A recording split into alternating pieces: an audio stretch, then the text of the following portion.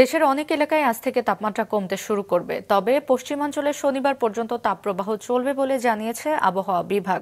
বর্তমানে দেশের বিভিন্ন স্থানে বিক্ষিপ্ত বৃষ্টি চলছে, তাই গরম কমছে না। তবে শুক্রবারের পর থেকে মৌসুমী বায়ু সক্রিয় হয়ে উঠবে, তখন দেশ জুড়ে বৃষ্টি বাড়বে। চট্টগ্রাম, ময়মনসিংহ, সিলেট ও ঢাকা বিভাগের অনেক এলাকায় তখন ভারী বৃষ্টিও হতে পারে।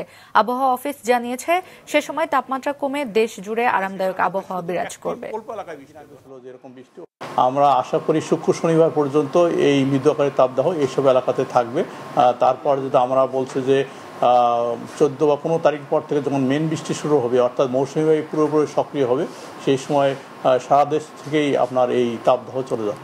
এই সময়ও সবচেয়ে বেশি বৃষ্টি হবে আপনার চট্টগ্রাম ডিভিশন, সিলেট, ময়মনসিংহ এবং ঢাকার কিছু অংশ। আর দেশের পশ্চিমাঞ্চল, বিশেষ করে আপনার রংপুর, রাজশাহী, খুলনা এইসব জায়গাতে তুলনামূলক কম বৃষ্টি হবে।